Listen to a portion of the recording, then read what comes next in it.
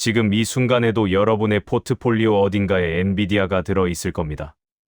혹은 엔비디아에 올라탈 타이밍을 노리고 계실 수도 있죠. 그런데 딱 하나만 여쭤보겠습니다. 가장 위험한 순간이 언제인지 아십니까? 바로 모두가 찬양할 때입니다. 지금 전 세계는 엔비디아라는 단 하나의 기업에 목줄이 잡혀 있습니다. 돈이 있어도 칩을 못 삽니다. 칩이 없으면 AI 서비스는 멈추죠. 완벽한 독점처럼 보입니다. 그런데 이 완벽함이 오히려 엔비디아의 숨통을 조이고 있습니다. 생각해 보십시오. 공급자가 하나뿐인 세상에서 고객은 어떤 기분일까요? 을 중에 을입니다. 그것도 전 세계 최대 기업들이 한 회사 앞에 줄을 서서 제발 팔아달라고 빌어야 하는 구조죠. 구글, 마이크로소프트, 메타. 이들이 지금 조용히, 그러나 필사적으로 한 가지를 외치고 있습니다. 엔비디아 말고 다른 대안은 없는가? 이 비명이 들리는 순간, 가장 먼저 미소 지은 기업이 있습니다. 한국에 있는 작은 회사입니다. 직원 수는 엔비디아의 1%도 안 됩니다. 그런데 지난달, 이 회사는 반도체 업계에서 아무나 받지 못하는 훈장 하나를 받았습니다. TSMC 공장에서 실제 양산 물량 4,000장을 인도받은 겁니다. 시제품이 아닙니다. 당장 데이터 센터에 꽂을 수 있는 진짜 칩입니다. 설계했다와 양산했다는 말은 하늘과 땅 차이입니다. 많은 스타트업이 설계 단계에서 사라집니다. 퓨리오사 AI는 그 벽을 넘었습니다. 출발선을 끄는 겁니다. 그런데 여기서 진짜 질문이 시작됩니다. 칩을 만들었다고 끝이 아닙니다. 엔비디아에는 쿠다라는 소프트웨어 생태계가 있습니다. 전 세계 개발자들이 20년 동안 쌓아온 이 거대한 감옥, 아니 요새를 어떻게 뚫었을까요? 퓨리오사가 선택한 전략은 정면 돌파가 아니었습니다. 그들이 설계한 우회로, 그리고 그 우회로가 왜 오히려 더 치명적인지 지금부터 본격적으로 파헤쳐 보겠습니다. 엔비디아 칩이 왜 문제냐고요? 성능 때문이 아닙니다. 오히려 성능이 너무 좋아서 문제입니다. 엔비디아의 최신 칩 H백 하나를 풀가동하면 전력 소비가 700W에 달합니다. 서울 아파트 한 가구가 하루 종일 쓰는 전기를 칩 하나가 몇 시간 만에 해치우는 셈이죠. 데이터 센터에는 이 칩이 수만 장 들어갑니다. 계산이 됩니까? 마이크로소프트, 구글이 AI 인프라에 쏟아붓는 전기료만 연간 수조 원입니다. 집값보다 전기료가 더 나오는 상황이 오고 있습니다. 성능은 좋지만 유지비 때문에 망할 판인 겁니다. 엔비디아는 어느새 빛 좋은 개살구가 되어가고 있죠. 비유를 하나 들겠습니다. 엔비디아가 20톤짜리 덤프트럭이라면 짐을 옮기는 힘은 압도적입니다. 그런데 기름값이 너무 비쌉니다. 트럭 한 대 굴릴 비용으로 경쟁사는 10대를 굴릴 수 있죠. 퓨리오사 AI는 바로 이 급소를 파고들었습니다. 같은 짐을 더 적은 기름으로 나르는 초고 효율 차량을 만든 겁니다. 퓨리오사의 2세대 칩 레니게이드, 영어로 RNGD. 이름 뜻이 배신자입니다. 누구를 배신하는 걸까요? 엔비디아가 만들어 놓은 고비용 구조에 대한 반역입니다. 실제 벤치마크 테스트에서 레니게이드는 같은 작업량을 처리하는데 엔비디아 최상위. 모델 대비 전력 효율이 2배 이상 높다는 결과가 나왔습니다. 똑같은 일을 하는데 전기료가 절반이라면 어떤 CFO도 흔들릴 수밖에 없습니다. 그런데 여기서 냉정하게 짚고 넘어가야 합니다. 효율이 좋다고 끝이 아닙니다. 반도체 시장에서 칩을 바꾼다는 건 단순히 부품을 교체하는 게 아닙니다. 개발자들이 수년간 짜놓은 코드를 전부 다시 짜야 할 수도 있는 일입니다. 엔비디아의 진짜 해자는 성능도 전력도 아닌 바로 이 소프트웨어 생태계입니다. 쿠다라는 이름의 이 거대한 성벽, 퓨리오사는 과연 어떤 방법으로 넘어섰을까요? 개발자들이 칩을 바꾸지 않는 진짜 이유는 성능 때문이 아닙니다. 습관 때문입니다. 아니, 더 정확히는 매몰 비용 때문입니다. 쿠다는 엔비디아가 2006년에 만든 소프트웨어 플랫폼입니다. 전 세계 AI 개발자들이 20년 가까이 이 언어로 코드를 짜왔습니다. 논문을 쓰고 모델을 훈련하고 서비스를 올렸습니다. 쿠다로 쌓인 코드 자산이 얼마나 되는지 아십니까? 깃허브에 공개된 것만 수백만 개의 프로젝트입니다. 이걸 다 버리고 새 칩으로 갈아타라는 건 20년 된 집을 하루아침에 허물라는 말과 같습니다. 바로 이게 엔비디아의 진짜 무기였습니다. 집이 아니라 감옥이었던 겁니다. 성능이 부족해서 못 떠나는 게 아니라 떠나는 비용이 너무 커서 못 떠나는 구조. 엔비디아는 이 구조를 20년 동안 공들여 만들었습니다. 퓨리오사는 이 벽을 정면으로 들이받지 않았습니다. 영리하게 돌아갔습니다. 오픈소스 표준인 MLPF, 벤치마크를 기반으로 개발자들이 코드를 거의 수정하지 않고도 레니게이드 위에서 돌릴 수 있는 호환 환경을 만들었습니다. 집을 허무는 게 아니라 기존 가구를 그대로 옮겨 쓸 수 있는 새 집을 지은 셈입니다. 실제로 퓨리오사는 MLPF 추론 부문에서 공식 성적을 제출했습니다. 국제 무대에서 검증된 숫자로 경쟁한다는 선언입니다. 이건 단순한 마케팅이 아닙니다. 우리 칩, 믿어도 됩니다라는 업계 공식 인증을 받겠다는 정면 승부입니다. 여기서 퓨리오사가 선택한 전장이 중요합니다. AI 칩 시장은 크게 둘로 나뉩니다. 모델을 학습시키는 트레이닝과 학습된 모델이 실제 답을 내놓는 추론입니다. 퓨리오사는 트레이닝 시장에 눈길조차 주지 않았습니다. 엔비디아의 안방에서 싸우는 건 처음부터 계산에 없었죠. 대신 추론 시장만을 정조준했습니다. 그런데 왜 하필 추론일까요?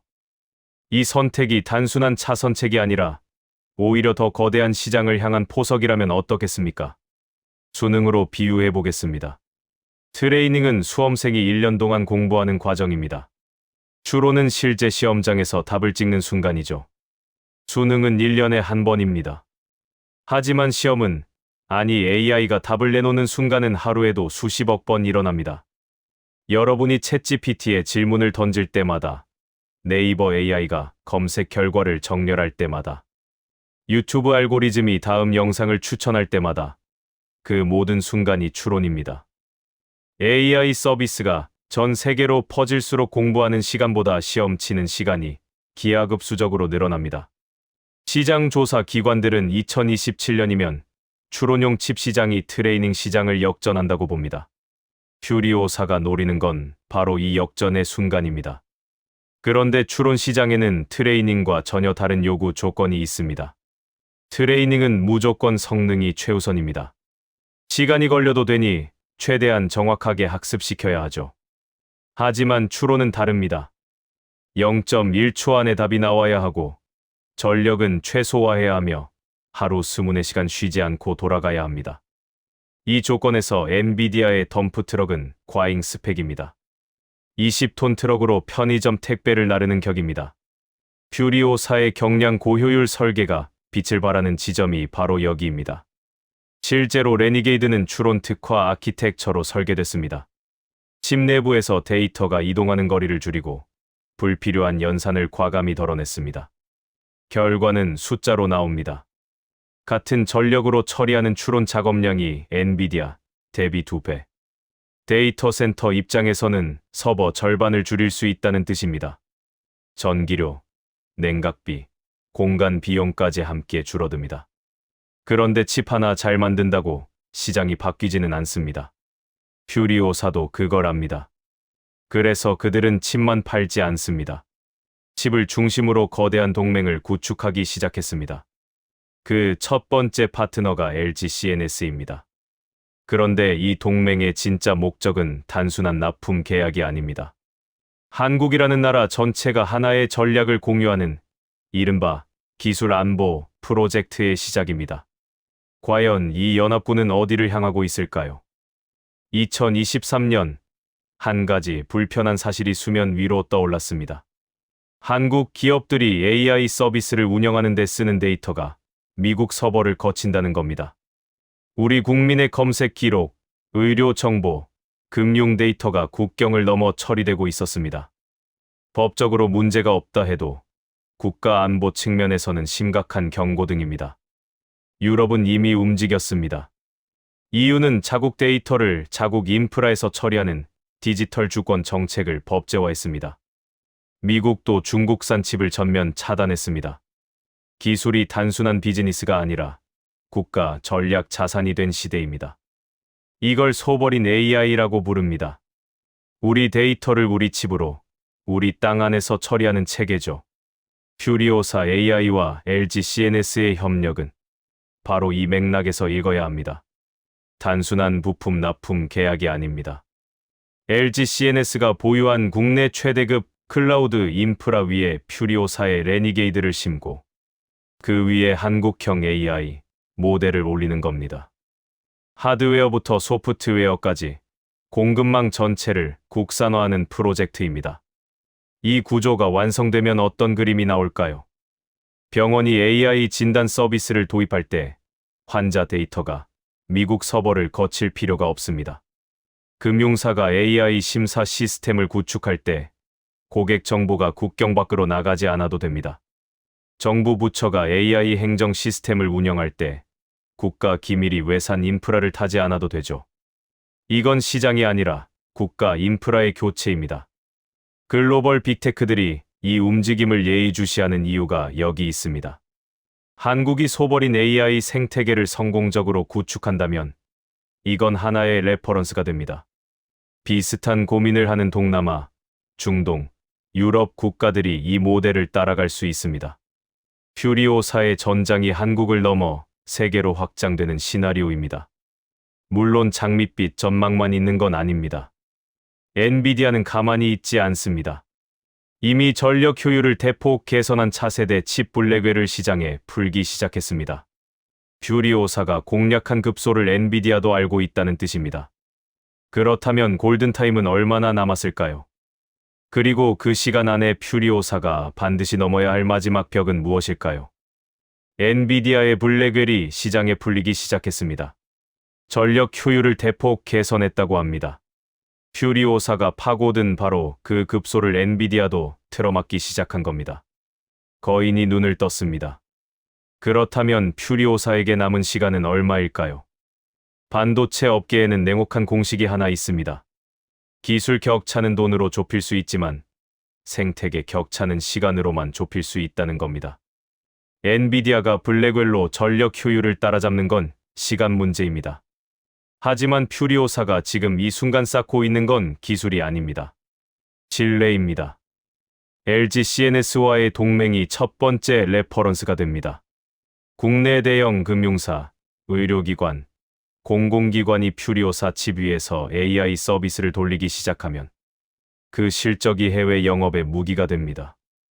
동남아 통신사, 중동 국부펀드, 유럽 공공기관이 한국 정부도 믿고 쓰는 칩이라는 레퍼런스를 보고 문을 열기 시작할 겁니다. 반도체 시장에서 레퍼런스는 기술 사양보다 강력한 영업 도구입니다. 여기서 퓨리오사가 쥔 또 하나의 패가 있습니다. 바로 삼성전자와 SK하이닉스입니다.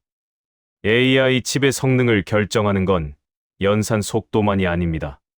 칩과 메모리 사이에서 데이터가 얼마나 빠르게 오가느냐, 즉 HBM 메모리 대역폭이 결정적입니다. 전 세계 HBM 시장의 절반 이상을 삼성과 SK가 쥐고 있습니다.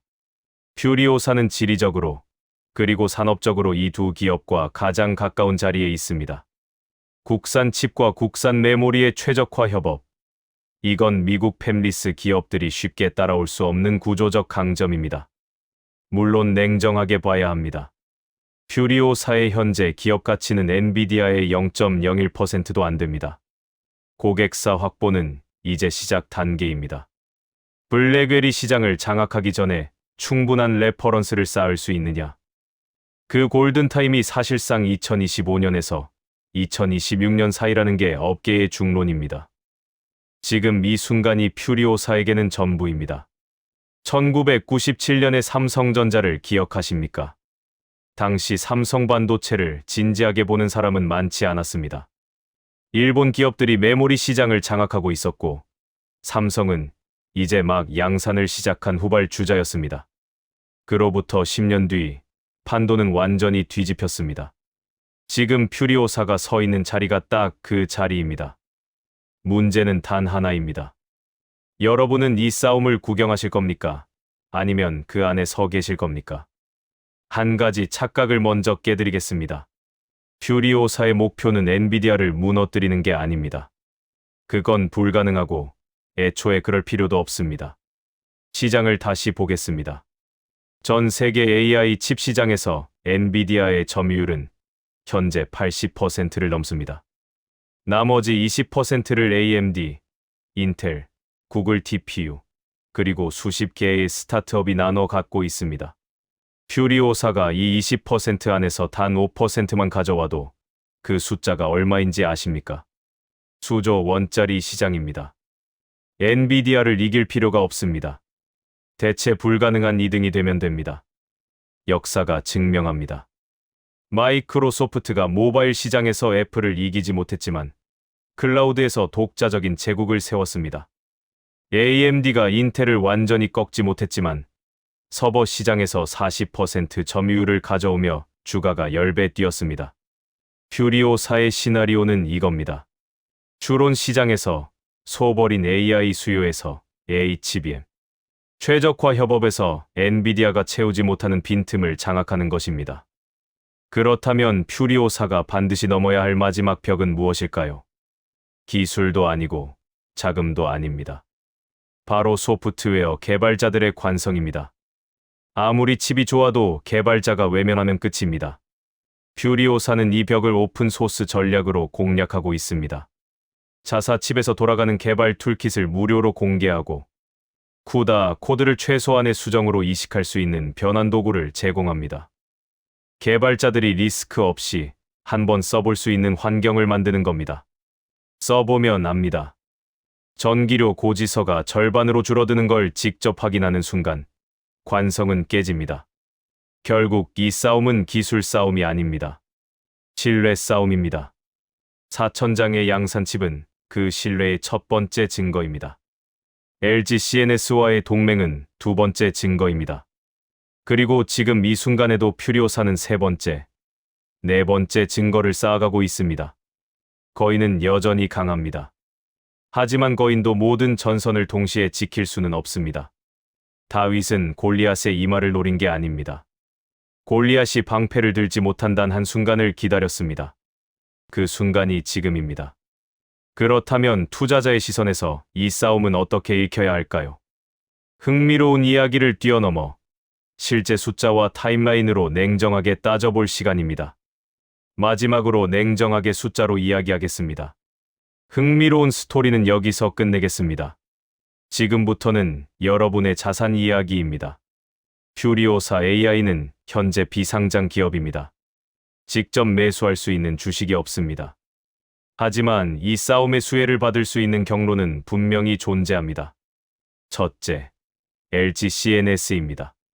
퓨리오사와 소버린 AI 생태계를 함께 구축하는 직접적인 파트너입니다. 퓨리오사의 성장이 LG CNS의 AI, 인프라 수주로 직결됩니다. 둘째, SK하이닉스와 삼성전자입니다. 퓨리오사 칩에 들어가는 HBM 메모리의 공급자입니다. 국산 칩 생태계가 커질수록 국산 메모리 수요도 함께 늘어납니다. 셋째, TSMC 관련 ETF입니다. 퓨리오사의 양산을 담당하는 파운드리입니다. 국산 팹리스 기업들의 성장은 TSMC의 수주 증가로 이어집니다. 하지만 여기서 반드시 짚어야 할 리스크가 있습니다. 골든타임은 2026년까지입니다. 엔비디아의 블랙웰이 전력 효율 격차를 줄이기 전에 퓨리오사가 충분한 레퍼런스를 확보하지 못하면 이 싸움은 조용히 끝날 수 있습니다. 반도체 스타트업의 무덤은 기술이 부족해서가 아니라 타이밍을 놓쳐서 만들어진 경우가 훨씬 많습니다. 그래서 지금 봐야 할 지표는 딱 세 가지입니다. 퓨리오사의 고객사 확보 속도, LG CNS를 통한 실제 레퍼런스 구축 현황, 그리고 내년 상반기로 예정된 추가 양산 물량 규모입니다. 이 세 가지가 예상대로 움직인다면 퓨리오사의 기업 공개 시점이 앞당겨질 수 있습니다. 그 전에 생태계 수혜주들의 움직임을 먼저 읽어야 합니다. 1997년 삼성전자에 투자한 사람들은 10년 뒤 웃었습니다. 하지만 그 10년을 버틴 사람은 많지 않았습니다. 퓨리오사의 싸움도 마찬가지입니다. 단기 수익을 기대하고 접근하면 실망할 가능성이 높습니다. 반면 이 생태계가 3년에서 5년에 걸쳐 어떻게 커나갈지를 보는 시각이라면 지금은 매우 이른 시점입니다. 거인은 흔들리고 있습니다. 다윗의 돌멩이는 이미 손에 쥐어졌습니다. 그리고 역사는 항상 아무도 주목하지 않는 조용한 순간에 바뀌었습니다. 여러분은 이 장면을 뉴스로 보실 겁니까? 아니면 그 안에 서 계실 겁니까? 선택은 언제나 여러분의 몫입니다. 퓨리오사의 성공을 원하신다면 구독, 좋아요 부탁드립니다. 긴 영상 시청해주셔서 감사합니다.